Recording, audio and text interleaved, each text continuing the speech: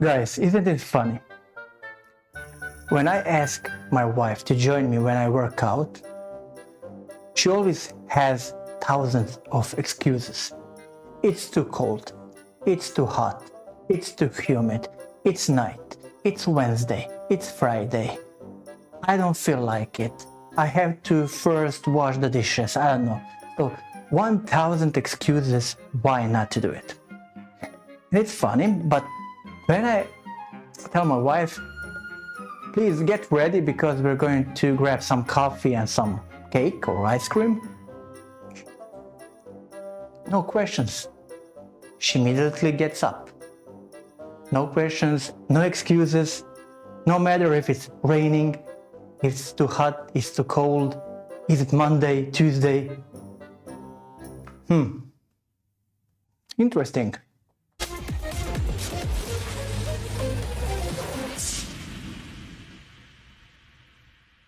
Hello guys, and welcome once more to another episode of Vibe. My name is Bernie, and you know what to do.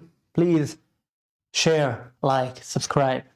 Today, one very interesting topic. So, do you know what's the most important asset in your life?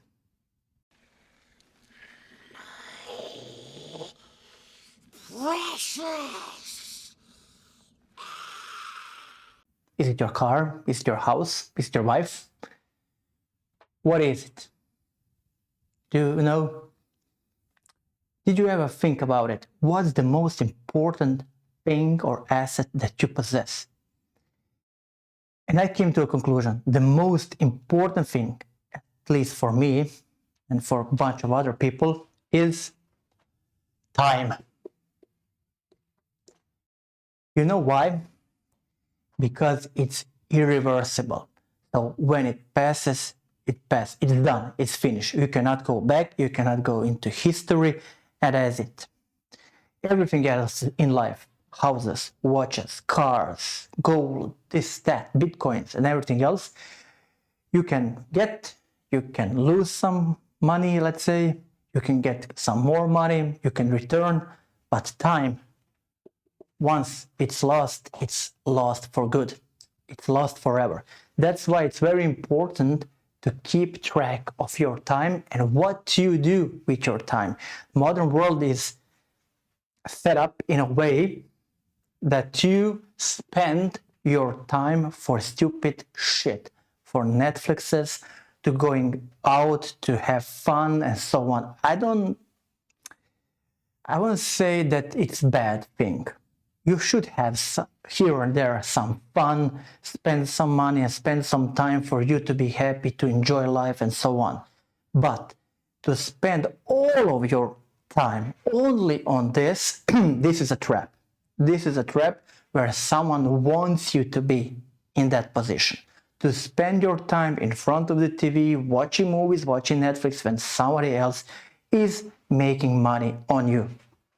So first of all, I know that you all have straight A's in your, I don't know, elementary school physics or high school physics, but nevertheless, let's see the theory behind all this when you're talking about time. So what is time? Now I will be boring as shit because I'm gonna tell you something because it's true, you know. When we are talking about time, time is the fourth dimension in our universe. So we have three dimensions. We have this, let's say, X, Y, and Z. Okay, it's height, width, and depth, or length. Doesn't matter how you call it, but we live in a 3D world. Okay, so this is all the space that's surrounding us, and we have the fourth dimension. It's time, and we cannot look at time without space and space without time. It doesn't make any sense. When you're trying to talk to someone where to meet, it doesn't make sense if you don't tell them when you're going to meet. Also, it goes the other way around. If you tell someone that you will meet them at 5 o'clock tomorrow in the afternoon, it doesn't make any kind of sense unless you tell them as well where you're going to meet. So that's why space plus time equals space-time, and it's something that's somehow merged together. It's basically one thing. And when we are talking about something like time, we have to talk about Albert Einstein and theory of relativity. I'm not going to deep details about the theory of relativity, but I'm going to tell you something. Because this space and time are so intertwined, it's impossible when you affect one, it immediately has an effect on the other. Meaning, if you do something in space, it has an effect in time, and vice versa. If you do something through time, it has an effect on space. If you don't clean your room for 10 years, okay, so you're not doing anything in the space, the time passes by, the room will somehow, I don't know, be more messy or something like that. Maybe there will be cobwebs all over the place, or you understand me. So that's why you always have to see one with the other. And one interesting fact in the theory of relativity, I don't know if you've seen the film called Interstellar, but basically what the theory of relativity says, there are two things basically. On time, space and gravity have effect on time. Meaning, if you are moving through space, then the time ticks slower for you, at least for the man who is looking at you, from the observer. So, the fastest you are moving through space, the slower time ticks for you.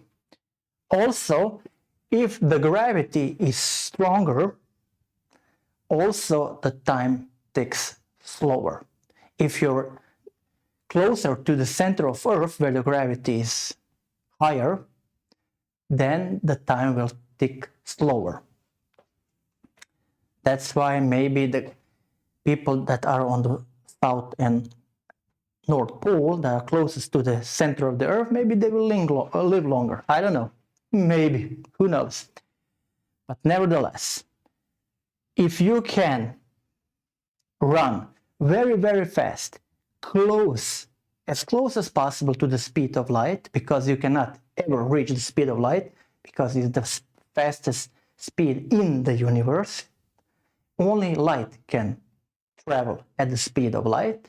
But if you are traveling 99.99999% of speed of light, basically your time stops. As well, if you're near a black hole in the universe where the gravity is so strong, your time basically stops. What this has to do with today's podcast?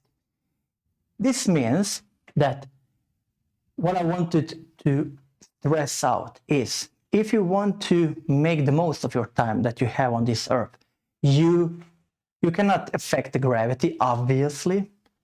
The only thing that you can do is to move, to have speed, to move through space, to do something, to do fucking something in this world. If you're laying down in your bed, watching TV, then you're not moving. If you're not moving, the time goes faster, and then you're just spending your time in vain. What does it have to do? Because it's the most important asset in your world, in your life. Why? Because you cannot get it back ever again. No one, the poorest person or the richest person in life, cannot get this asset back. We have the certain amount of this asset, of this time, and that's it. Once it's done, it's over. And you have to take into consideration that at least, let's say, in average 1/3, So 8 hours a day, that's 1/3 of your life, you are sleeping. So basically, you have the other 2/3 of your life. And how people tend to use those 2/3 of life. Some of it goes to, let's say, school or work. So when you're young, you go to school. When you're older, you work for, let's say, 7-8 hours. And then you have this, let's say, free time, your personal time, whatever you like to call it. So if you're going 8-8-8, so 8 hours you sleep, 8 hours you work or go to school or something like that, then you're left with this 8 hours that your personal time, and this personal time, in most of you tend to use for stupid shit. I'm not telling you shouldn't spend at least some of it, but most of the people are spending all of it on stupid shit, on going shopping for stupid shit, watching TV, going to the movies, la la la la la, drinking with buddies and so on. Okay? If you're going, I don't know, for 2 hours every third or fourth day, okay, you have to have fun. But to spend all of your 8 hours on stupid shit, that's where we have the problem. Why? Because when we are talking about rich versus poor, the only difference between the rich people and the poor people is how they utilize and how they use their time. Nothing else. Nothing else. Guys, do you understand? It's not the money, it's not the where they were born or something like that. It's about how they use their time. And the rich people, they have found out over the years that they have to put into work this 8 hours. So they cannot spend it on stupid shit. They have to work. They have to make something, to get something more, to reinvest, to come to what I'm calling to escape the ordinary, to reach the financial freedom that you are seeking, and so on. Also, what rich people came to a conclusion that also after some while they're investing these 8 hours into themselves, into their future and so on, and reinvesting, after some while they can quit their 9-to-5 standard job and use 16 hours a day to reinvest, and to be better. What means reinvest? They understand, the rich people understand that the time is an asset that you cannot get back. And for poor people, they would say, oh, if I had more time, then I would be rich. No, that's a completely delusional and stupid thing to say, because we as humans on Earth, we all have the same amount of time in a day. It's 24 hours. And the speed of how this time passes is the same. 1 second for you is 1 second for me. So asking for more time doesn't make any sense. So what do the rich people do? They do not bend the space-time in order that time stops, at least for them. What do? Is that they use these 8 hours and 8 hours to reinvest, to invest, and then once they have enough capital or money or something like that, then they use this money to give to other people that have their own time, or this time, let's say this working time, 8 hours, if you have another person 8 hours, another person 8 hours, so you are basically utilizing, investing in other people's time. They are working for you. Basically what this means, if you are working 8 hours a day in a way that you manage other 4 people who are working for you for 8 hours a day, it means that you in a day are working 8 times 5, it's 40 hours. You understand? You didn't work for 8 hours. Basically, what you have done, you have worked for 40 hours a day. And that's how the rich become richer and the poor stay poor, because the poor always work for 8 hours, 9 to 5, and then they do stupid shit for these 8 hours. They not reinvest. And then use this investment to employ other people and to use their time to get to buy time. So the rich people, what do they actually do? They buy with money, they buy time of other people. That's what they're doing. And if they have a lot of money, they can employ a lot of people, and they can even multiply this. So it's 8 times, I don't know, maybe they have 300 people, it's 8 times 300, 2,400 hours. So you cannot compete with that. You cannot, so that's not a fair competition if you're poor and you don't invest. Because you cannot compete your 8 hours with 2,400 hours a day. Not possible. And that's how the rich became richer. They understand the concept of time and how this asset should be used. You should use leverage. So this is called leverage. You use your money, use your time to get some money, use that money to get some more money, then use that money to buy other people's time to have more time.